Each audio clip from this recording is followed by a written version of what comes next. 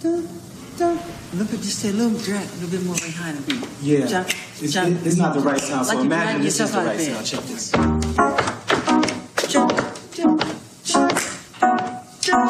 Michael Jackson, aged 50, rehearsing for his much-anticipated This Is It comeback tour. It's funkier. I'm not feeling that part enough. There hadn't been a hit in years. You don't feel totally nourished by it, you know? His reputation was in tatters. Now it feels like somebody's their fist is shoved into your ear. Okay. Yet there were flashes of the drive and brilliance that made him the king of pop. I've always believed it was a gift. And I would say that. I said, you're a gift from God.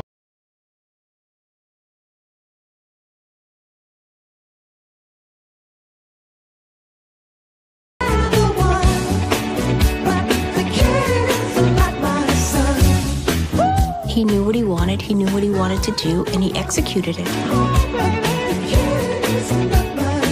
He always wanted more. It was never enough. It was never enough. He wanted to prove himself more and more and more. It's got a moment where it has to simmer. That's right. You're not letting it simmer. But the This Is It tour never happened. Jackson was hopelessly hooked on drugs.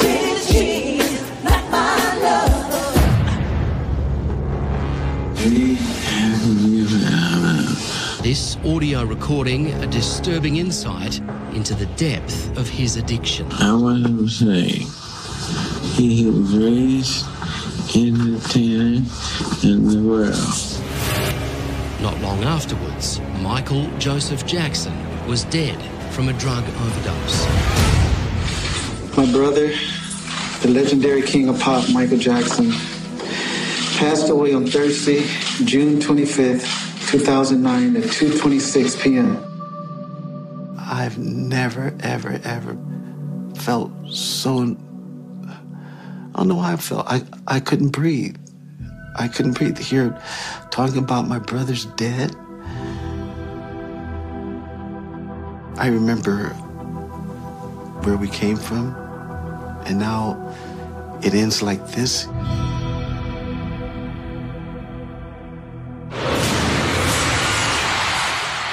Michael Jackson is, without question, one of the greatest performers of our time. Yet, 10 years after his death, his name remains tainted by controversy. How should the world remember Michael Jackson? As a supremely talented entertainer, singer, dancer, choreographer, composer, songwriter, but as a flawed man. A very flawed man. Do you think he was evil? No, I don't think Michael Jackson was evil. I think he was one of those creative beings that never really truly found his place in the world. But I know it wasn't, and it shouldn't have been, with other children. Is there any doubt in your mind that Michael Jackson was a child molester? No, and there's no doubt in my mind. The allegations against Jackson are monstrous and many. And it's only now that some key witnesses are ready to talk. Some of the things that you're about to say, you have never said in almost 30 years. Yes. Why now? I believe it's time for the world to know. To know what happened there? Yeah, what was going on behind the gates.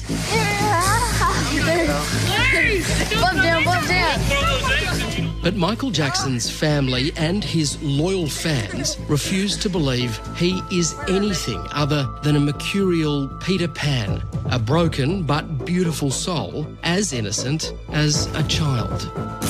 There's no dark side with him. He was about light and positiveness and bringing people together through the music and singing about it and living it.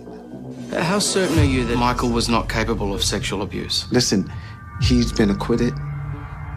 He's been acquitted. He's been acquitted on all these charges. I'm gonna say this, that's not who he is. How certain are you? Just one last question, sir, if I could. No. We have to address these things. No. Tonight, the truth about the King of Pop. From those who knew him best. The family who loved him. He never ceased to amaze you, because you're always wondering, what is he going to do next? What are you going to do next? And the boys he loved and left deeply scarred. This is not anymore Peter Pan. This is, for me, absolutely, he crossed the line, yeah. The crazy conspiracy theories. There's no accident. There's This was no planned? accident. My brother was murdered. Are there any secret rooms? The damning, never-before-seen evidence. In your expert opinion, is this Michael Jackson's handwriting? There is no doubt in my mind that Michael Jackson wrote these notes. No doubt. No doubt. And in a worldwide exclusive, we take you inside Neverland. All these kids. As a former staffer reveals for the first time the true horror of what went on behind closed doors. I'm very sorry for these kids. I'm very sorry.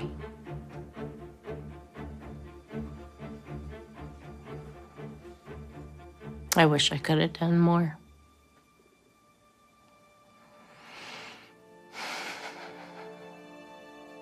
Sorry. That's the guilt I still feel. But I've got to let it go. That's what this interview's about. Asking people to believe the victims? Yes. Yes. Absolutely.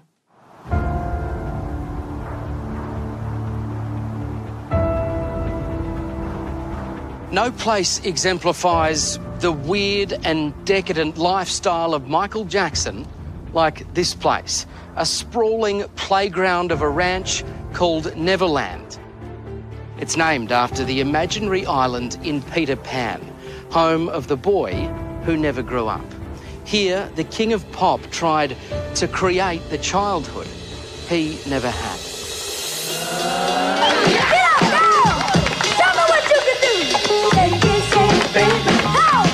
At an age when most kids were learning their ABC,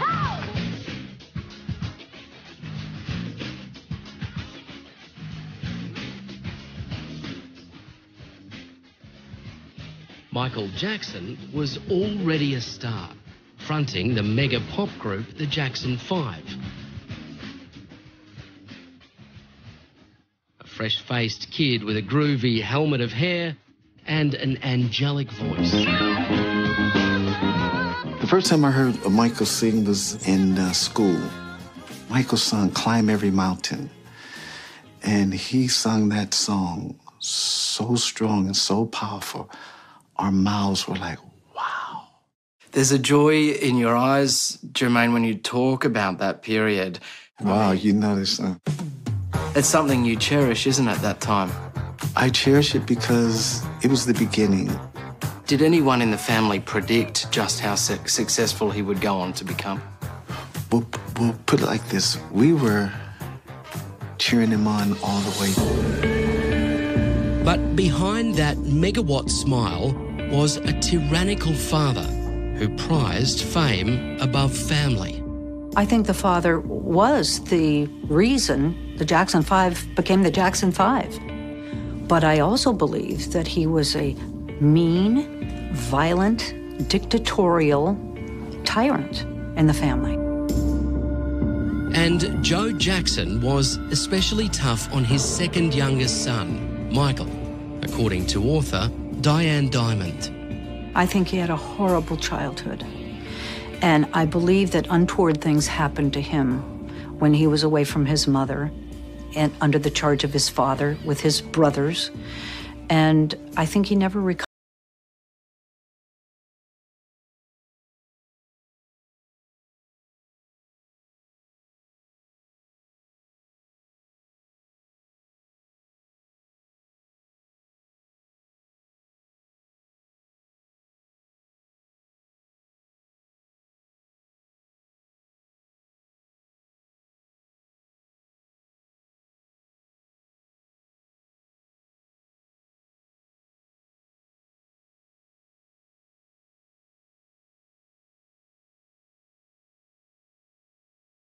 on his own.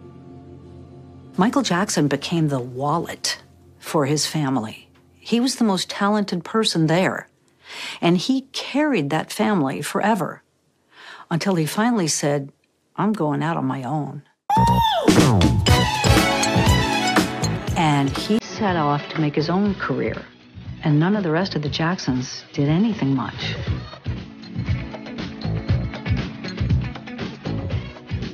With each album, Michael Jackson just got bigger and bigger. Across the land. But it was Thriller that launched him into the musical stratosphere, becoming the highest-selling album in the world.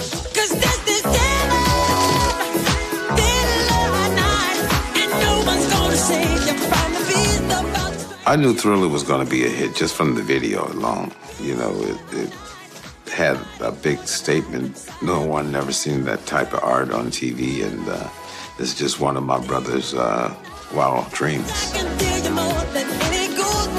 66 million copies, I think we were talking about. Did that make him happy? You know, did he ever, as a perfectionist, did he ever seem satisfied with it? I think he was happy and proud of himself, but of course, it's always best to try to reach 100. You know, I'm pretty sure that went through his head, too. 100 million? Yeah. What's the problem? Come on, I'll take you home. Michael won 8 Grammys for Thriller. He walked the red carpet that night with movie star Brooke Shields and a child actor, 12-year-old Emmanuel Lewis. There would be many more such outings to come. Michael Jackson had a specific routine with young children, mostly boys. He would wow them with his superstardom. It was, for a child, overwhelmingly special. Wow, Michael Jackson likes me. He's taking me in his limousine. We're riding in planes together. We're going to exotic places. What child wouldn't be bedazzled by that? I like those songs a lot, but especially I like the new songs.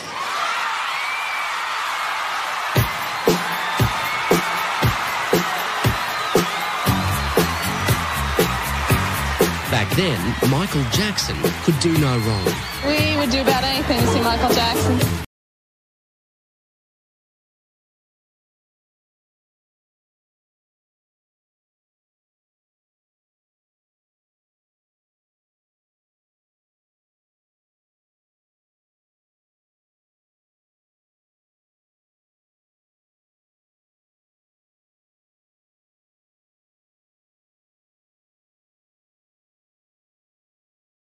His fans loved it. Now, he hadn't rehearsed anything. All that he did on that Billie Jean sequence, or that day, he did it, the spirit of the moment up there, and it became like one of the greatest performances. That was a moment. That was a moment. It still gives you tingles to think about it. Oh, yes, yes. I'm here just to watch him move.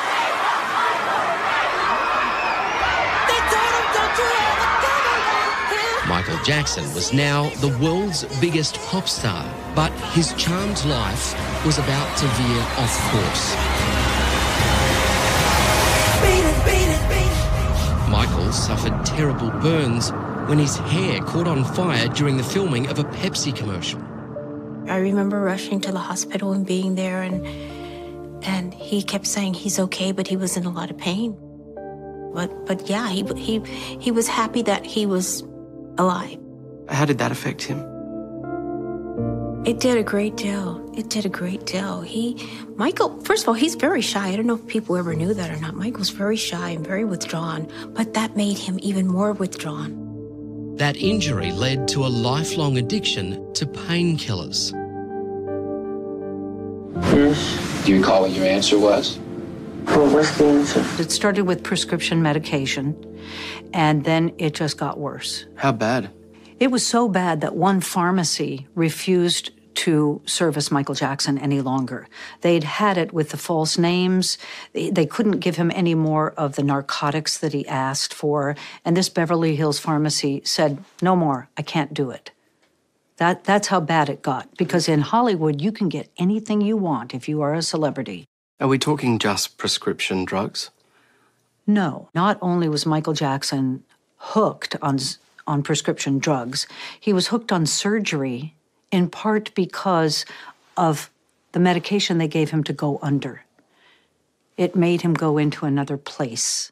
Michael Jackson's behaviour was becoming more and more erratic. I'm a monster.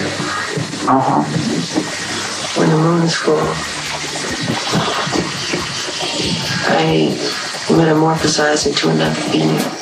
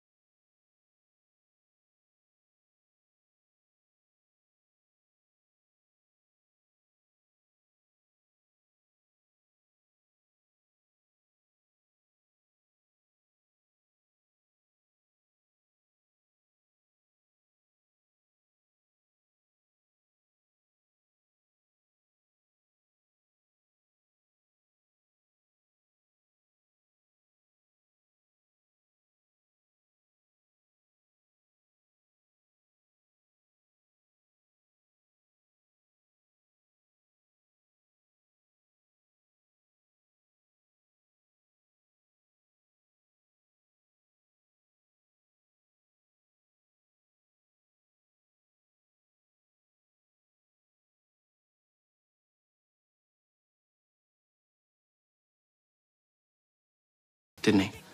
Yeah, that started from, I think, was it Rupert Murdoch who started that? Yeah. He's from Australia, too.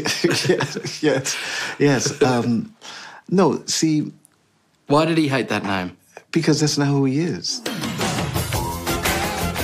And Jackson's appearance was becoming stranger too. His face was morphing under the surgeon's knife. Plastic surgery, especially the dramatic transformation of his nose, became an obsession that lasted a lifetime. Michael never liked his nose, and he wanted to change it. And he did. And if you don't like something, change it. And that's what he did. And was that it? Did he go beyond? Was it more than that? I don't know. Are you bleaching your skin? And is your skin lighter because you don't like being black? When people make up stories that I don't want to be who I am, it hurts me. He was a known figure, so, we make something out of nothing. Today, you look at people today, like the Kardashians or anybody, and you think nothing of it. This is going to be the best concert of the century, don't you think? Definitely. Then, in 1988, at the peak of his fame, Jackson bought Neverland. And beyond the wrought iron gates of this sprawling Californian ranch, he created a child's fantasy land, conjured straight from the pages of a little golden book. With Neverland, he built his kids' playground for himself, but it was also for children who were less fortunate. He built his own world within this world, and that's what Neverland was, a beautiful place where kids can just have wonderment and be happy. Okay, here we go on 3. Wait, don't cheat. Ready? No, but your hands gotta be inside the pocket, man. No. I'm gonna beat you. Neverland provided Jackson with the ideal setting to indulge his love of children. Do we get prizes? Yeah. A trip to Bermuda. Yeah. The place was always filled with kids, some enjoying a short break from sickness and disadvantage. Others...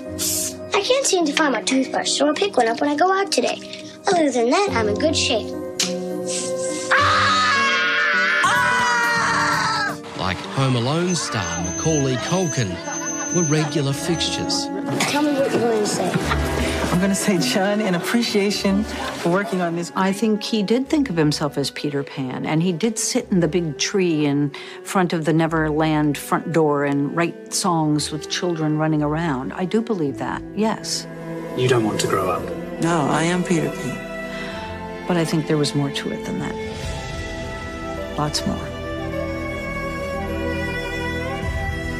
At first, Jackson was dismissed as an eccentric, the nutty pop singer who refused to grow up. But then, troubling stories started to circulate. Former security guard Melanie Bagnall worked at Neverland. She saw firsthand the sickness at the core of Jackson's fantasy world. But she's never spoken about it until now. I think Neverland was built for his pleasure. I think it was part of romancing kids, you know? It was almost a shrine to children. Yes. These boys that Michael would spend time with, how old would they be? They were usually, I'm guessing here, 10 to 12. And these boys would stay for sleepovers? Yes. Alone with Michael? Yes. Is there any doubt in your mind that Michael Jackson was a child molester? Sadly, I believe he was. I know he was. At first, Melanie didn't question what was going on behind closed doors. But that changed when she witnessed a disturbing incident involving Jackson and one of the young Neverland boys as they drove around the estate in a golf cart. What did you see? There was a child sitting on his lap, and he had his hands close to his genitalia, like cupping his genitalia. Just to clarify, Michael Jackson had his hand on the boy's crotch? Yes. Yes. And it was disturbing. It was alarming. It was a confirmation in ways, you know. Things changed for you then? Yes. This is a difficult question, Melanie, but the boy that you saw on the golf cart, do you believe Michael Jackson sexually abused him? Yes. You're that confident? Yes.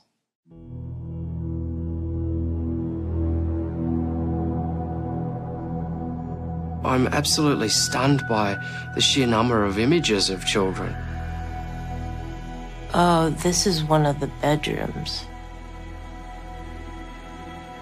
Jackson went to great lengths to hide his abuse. As this exclusive vision shows, Neverland had a whole network of secret rooms and passageways where he would often disappear for hours on end with his young guests. Is it hard to watch? Yeah. What is it that's giving you that anxiety, Melanie? Just the bad things that happened there. Yeah. You know? Gee, isn't this chilling? The framed photos of Macaulay. Mm-hmm. And there's all these images of, I mean, some all of the these children. Kids. They're so young. And the dolls, did you see dolls while you were working there? Yes, up in the doll room. They called it the doll room. And it was dolls and toys and things. Do you believe that there were people who helped cover this up? Yes. Just to be clear, when we're talking about keeping a secret, you believe that there were people there who knew he was abusing children? Yes. And that they actively covered that up? Yes. Melanie's accounts of what happened at Neverland were backed up by co-worker, housemaid Adrian McManus, in this 2015 television interview. Did you ever see anything in his bedroom that you thought was wrong? I would walk in and there would be boys laying in his bed with him. I'd walk in his room. His underwears would be floating in the jacuzzi, in the water. He had a jacuzzi in his bedroom. They'd be floating in the water with the little boys' underwears. But back at the height of Jackson's fame, his staff dared not speak out. Jackson's goons made sure of it. They were called the OSS, Office of Special Services. And at one point, a bodyguard said, "We do what's necessary." My goodness, it sounds like something you might describe with the KGB. Yeah, it was, looking back, there was so many people working to keep secrets. They were calling the shots at the ranch, and it was like just being terrorized at work. I can't describe it. These guys walking around packing guns and, you know, telling people what to do. But then the father of one of those Neverland boys dropped a bombshell. Evan Chandler accused Jackson of sexually abusing his son, Jordan. Not long afterward, the police swooped. They are combing the place, absolutely combing the place. And when I was taking the detective around, he made a comment that this is pedophile heaven. And I thought, wow, this is not good. Okay, there's some other locker rooms. We need to get into the children's room. As detectives searched the labyrinth of secret rooms at Neverland, Jackson suffered the indignity of a strip search. He was just mortified. He was upset. He just wasn't having it. And he did it. He did it. They stripped him and did it. It was a full strip search and an examination of his genitalia. Yes, because this child described things on his body, and that's how they got the warrant, I'm assuming. Specific markings on his genitalia. Yes. Yes. What was Michael's reaction? What was he like after that search? He was extremely upset. They served a search warrant on me, which allowed them to view and photograph my body, including my penis, my buttocks, my lower torso, thighs, and any other area that they wanted. Jackson and his lawyers fought back, claiming those abuse allegations were no more than a money grab. Never, ever. I could never harm a child or anyone. It's not in my heart. But the case was still settled out of court for a whopping $22 million. I'm a mother, and I was reading what a prepubescent child was saying about what Michael Jackson did to him, and it took my breath away. It gives me goosebumps to think about it today. It's all a lie. His attorneys wanted him to settle because there's a lot of stuff going on and everything. It's a big claim, though, isn't it, Jermaine? They're settling for $22-odd million. Because that's what if you did wanted. Nothing wrong. That's what they wanted. They got what they want. They got the money. This is a favorite thing for the family and fans to say that, well, they're just out for money. Really? This is not an easy thing for a child molestation victim to come forward, especially not for young boys. The episode tainted Jackson's image. The time has come for Michael Jackson to move on to new business. He tried to win back the world's good opinion with a short-lived marriage to Lisa Marie Presley. The newlyweds even recorded an erotic music video together. Were they in love? I think so. But it's very tough when you got the king of pop and then you got Elvis's daughter coming together. But who knows? Listen, it's Hollywood. Was it a consummated, real marriage, like between the husband and wife? Yeah. It was a consummated marriage. Yeah. It was. Okay, that's all. Do you believe Michael Jackson had an interest in women? No, I don't think so. I think he had an interest to meet certain ends, You know, he needed to have a date to go somewhere. There was Brooke Shields. He needed to get married to wipe away some of the bad publicity. There was Lisa Marie. But I don't think he was sexually interested in women. Michael Jackson has just been accused of sexual abuse by one of his young playmates, 13-year-old Jordan Chandler. But neither the allegations nor the $22 million payout discouraged Jackson from filling his Neverland Ranch with busloads of children, or from hosting his underage sleepovers. For how long would he be inside his bedroom with these boys? Overnight. He didn't come out during the day. You know, it was terrible. People joke, oh, the boss is a vampire. You know, he only comes out at night. Ready? 1, 2, 3, go! Do you still think that it's acceptable to share your bed with children? Of course. Of course, why not? Rather than changing his ways, Jackson was defiant. If you're going to be a pedophile, if you're going to be Jack the Ripper, if you're going to be a murderer, it's not a good idea. That I'm not. He openly paraded his favourite young fans, even taking them on tour.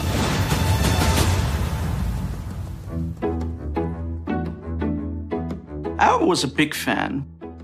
I see the first concert, it was in 1992 in Munich. And I told all the people at this time, one time I will meet Michael Jackson. And everybody say to me, yeah. And then the moment comes, yeah. German Michael Jacobshagen was a starstruck 12-year-old when he met Jackson in Paris. So all of a sudden, you're standing there in a hotel room with your idol. Yeah.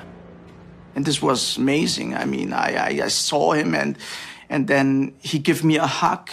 And then he say in German, Ich liebe dich. This is in I love you. I love you in German. And then I spent a complete day with him together. And we played, and there was also another kids too. How many other children were there? Around 4 or 5. 4 or 5 other children. Young Michael Jacobshagen went home to Germany, but Jackson didn't forget his new friend. This was a Christmas letter, what he's sending to me. To my friend Michael, Merry Christmas and a Happy New Year. See you very soon. I love you. Love, Michael Jackson. This was from Christmas 1997. Yes. Jackson continued courting Michael from the other side of the world with tenderly worded notes and letters. One of them is from Neverland, what he sent it to me. This was after 1998. He writing, Michael, I truly miss you very much. Thanks for your loyalty and support. I wait for you at Neverland. All my love, always, Michael Jackson. How many of these letters did he send you? 30, 35. Those letters culminated in an invitation to join Jackson on a leg of his History World Tour. That's Michael with his idol waving from a hotel window in Berlin. Tell me about the very first sleepover with Michael Jackson. What happened? First, it was just to sleeping, so sometimes sleeping also another kids in the bed. It was not just me. And what would happen in the bed? I mean, watching all this Peter Pan, I don't know how many times I watched Peter Pan. I can't watch anymore because I watch, I don't know how many, 70, 100 times, and all this time with Michael. It was absolutely his favorite, yeah, because he say he is Peter Pan. When did you first spend your night on your own with Michael Jackson? This was in 1998. Would there be any contact between his body and your body? Yes. I mean, we was together, our bodies was together. I was on this side and he was behind me and he put his arm around me. Pressed up against you? Yes. Was there ever anything sexual that happened between you? The bodies together, you know? The bodies, that's why he also my rubber friend, you know? I mean... What does that mean? Rubber is that you put your two bodies together, you know? As in rubbing up against each other? Yes, this is exactly what is rubber. You know, to hear these accusers, it almost sounds like a love affair. Michael Jackson, according to them, loved to hug and kiss and snuggle and bounce him up and down on his knee and call him Rubba Rubba and give him cute nicknames and give him gifts, just like any paramour. But they say, as the time went on, this grooming, as they call it, escalated. Michael Jacobshagen was no longer just a fan. He was Michael Jackson's special friend. The relationship stepped up a level. Was Michael Jackson ever naked around you? Yes, when we was in the jacuzzi.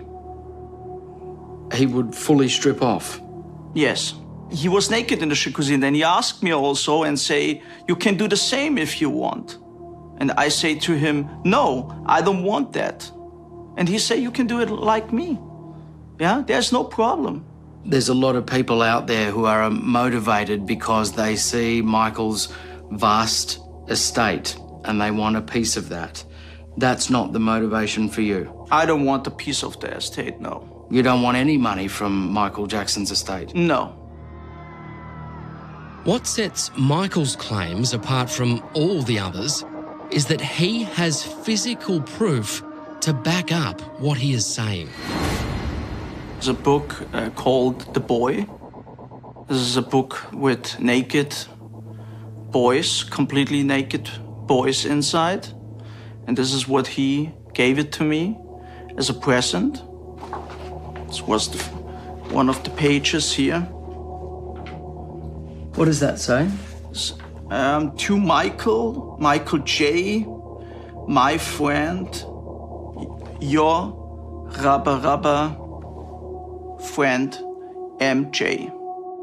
On the opposite page there, Michael, is an image of a boy. He looks, what, 8 or 9 years old and is totally naked. Yeah, this is, he's a naked boy, yeah. You see the same what I see?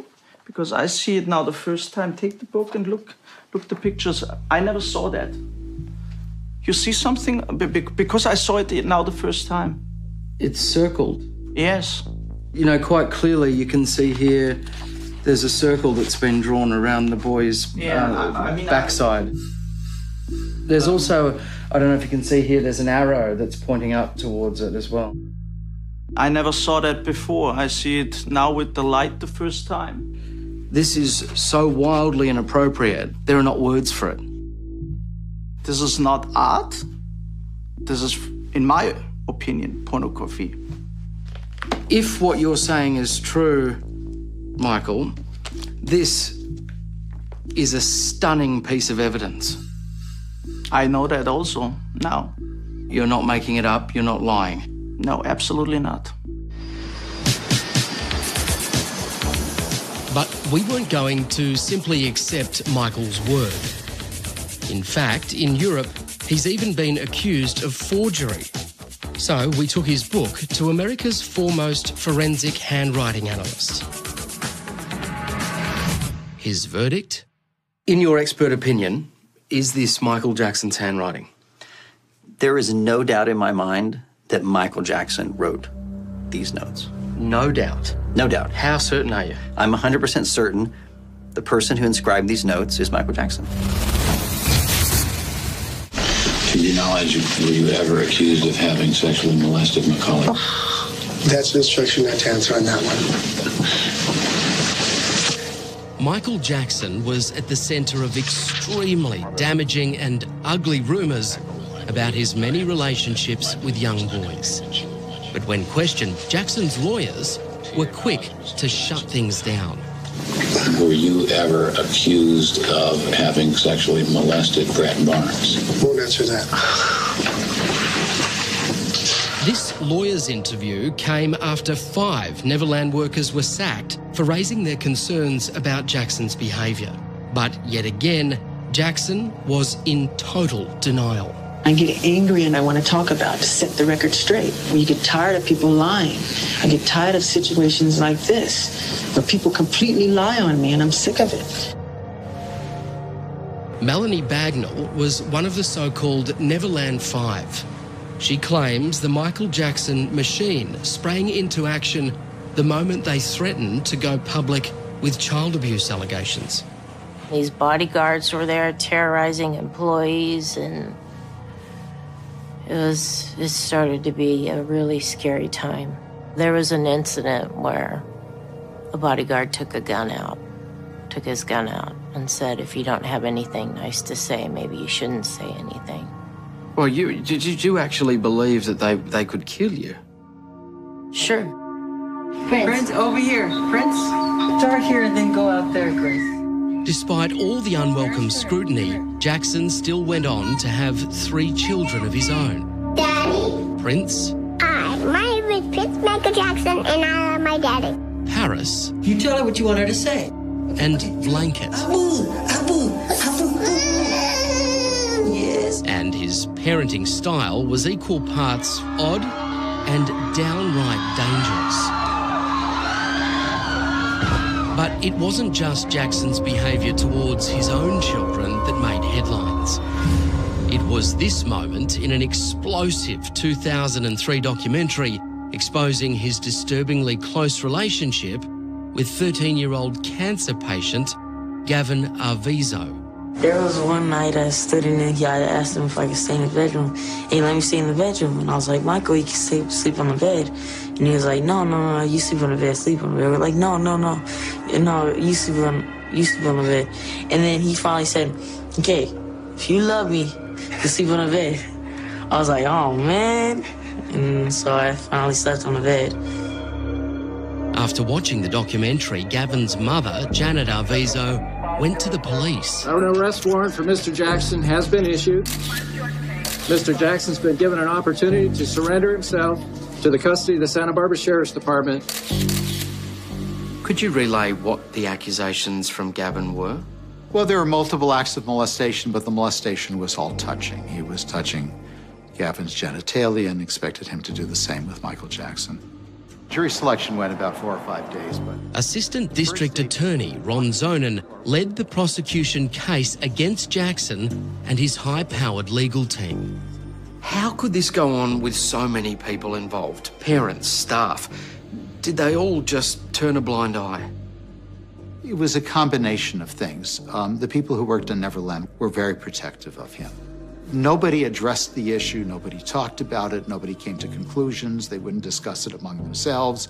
The guards would see a child go into his room and stay there overnight and for days at end. And they simply didn't allow themselves to draw the conclusion that anyone would conclude. They just didn't allow themselves to address that, in part because he was truly an international superstar. So because this was Michael Jackson, this was the great unspoken? Yes. Yes, unspoken is probably the best way of describing it. Jackson faced 10 serious charges of abuse against Gavin Arvizo, including 4 counts of child molestation. He pleaded not guilty. The trial was a sensation. Huge international news. The first day that we showed up, there were helicopters circling over the courthouse. There was a crowd of a few thousand people who were there, his fans, chanting, yelling. There were maybe hundreds of reporters. I mean, I was told for closing argument that there were 1,500 reporters at the courthouse. How did the jurors react to the sight of this mega superstar in the dock? You know, very differently than any other child molest case that I had ever tried. I mean, there were a number of jurors who were just giddy with excitement at the prospect of being in a room with Michael Jackson. You're dealing with an international superstar.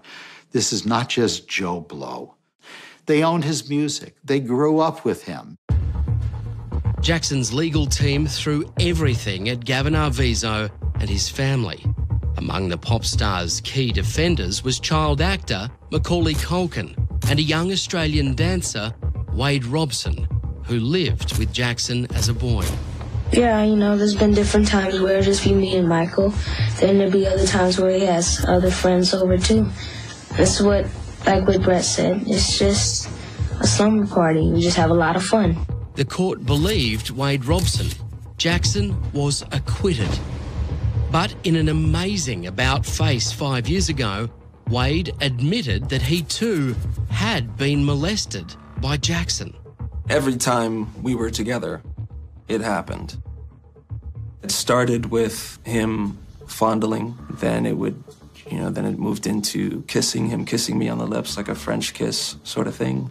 And then it moved to oral sex. Michael was a child predator, a child sexual abuser. If Michael Jackson is the monster you believe him to be, why was he never convicted? There was simply a lack of cooperation, and we didn't have the other victims' cooperation. So we didn't have the kind of compelling case to be able to present, as we often don't in child sexual abuse. It rests on the testimony of the child.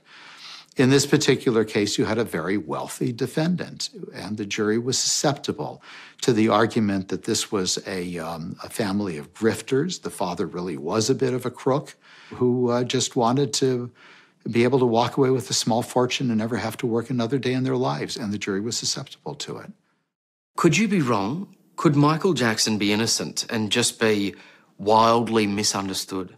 No. How certain are you Michael Jackson molested children? Oh, completely.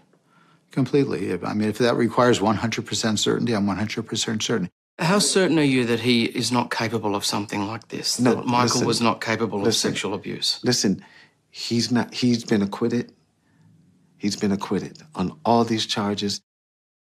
I'm going to say this. That's not who he is. How certain are you? Just one last question, sir, if I could. No. It's been a very calm interview. Please, we have to address these things. Brother, rest in peace. Let my brother rest in peace. It's been 10 years this year. Let him rest in peace. And the people that are still doubting him, what would you say to them, Jermaine? That's a wrap. They need to open their eyes. That's a wrap, thank you. Just leave me alone. Michael Jackson had survived 2 damaging child abuse cases. Are you familiar with a person named Jordy Chandler? Don't answer. Now, he was preparing a triumphant comeback. A world tour so big and so dazzling, it would repair all the damage to his reputation. This is it. I'll be performing the songs my fans want to hear. This is the final curtain call.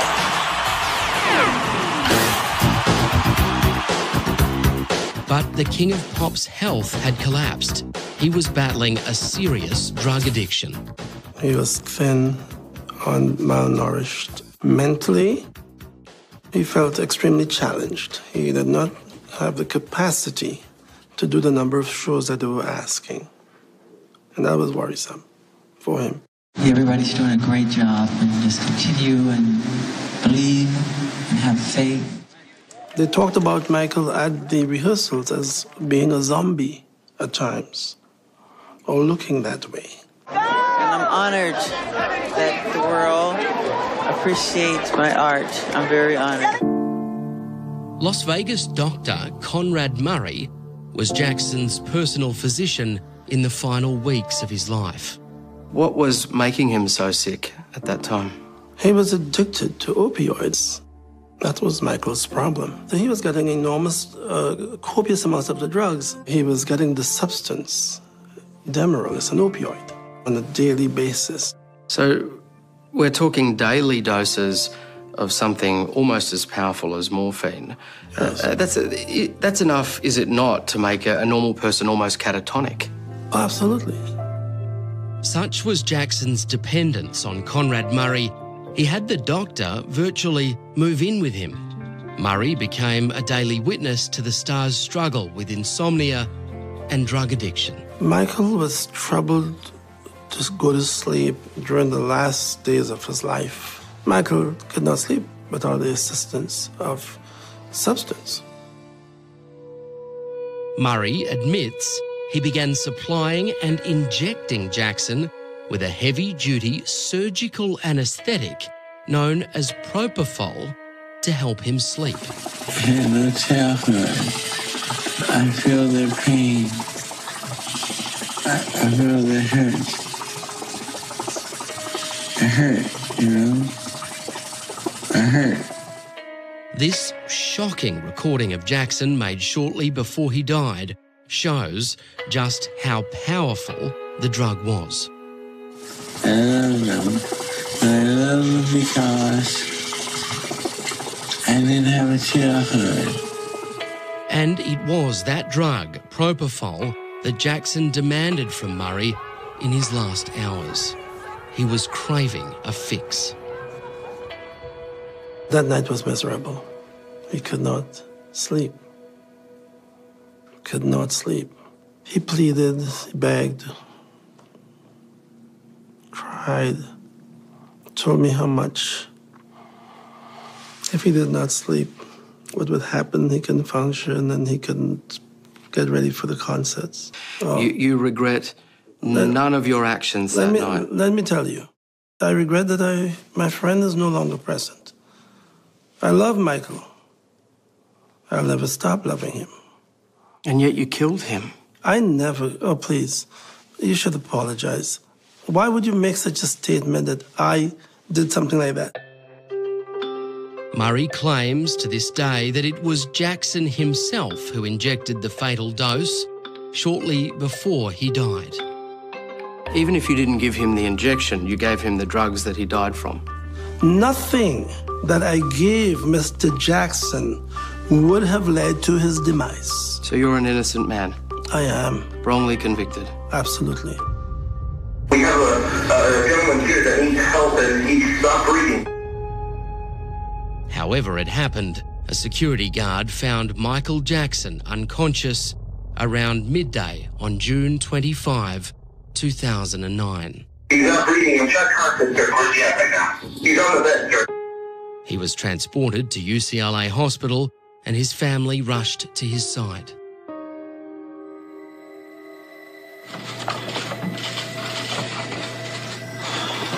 This is hard.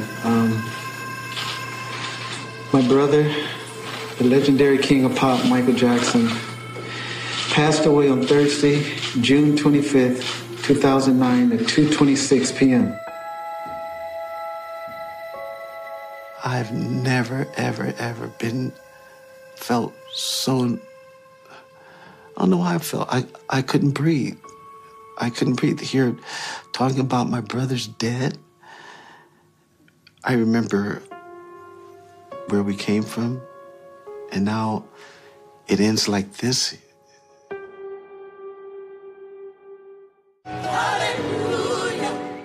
Daddy has been the best father you could ever imagine. The world was in shock.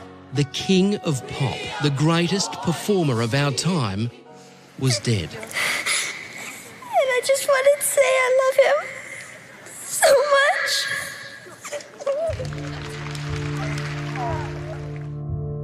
Michael Jackson's personal doctor, Conrad Murray, was later charged with the involuntary manslaughter of his famous patient. He was sentenced to 4 years in prison. But Jermaine Jackson believes there were others involved in his brother's death. And it was deliberate. There's no accident. There's no accident. I look at it like this. They don't want him to be the king of pop, or they don't want him to have the largest selling albums. They want to call someone else the king of pop. They took his life. This was planned? My brother was murdered.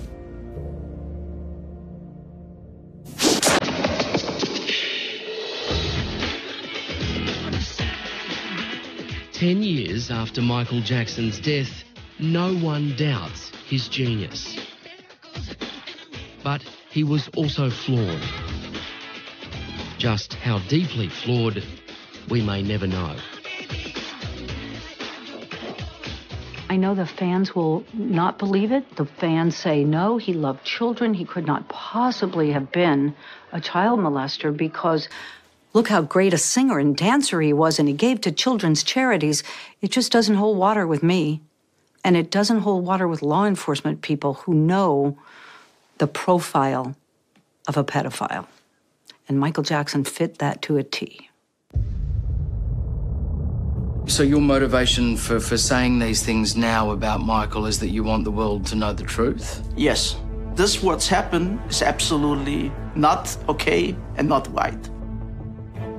With all this together, with the book, with the jacuzzi, sleeping in the bed, rubber rubber friend, yeah? Bodies together. He crossed the line. This is not anymore Peter Pan. For me, absolutely, he crossed the line, yeah. Is there something that you would like to say to the kids that were there at Neverland? I'm sorry. I'm really sorry.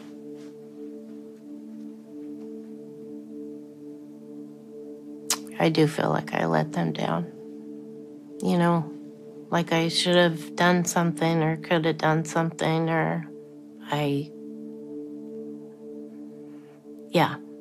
felt a lot of guilt. A lot of guilt.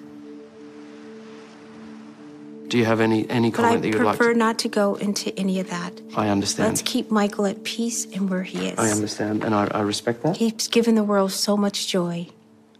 I understand. And let's not take that away from him. I respect that, and we'll leave it there. You're welcome. Thank you very much. Thank you.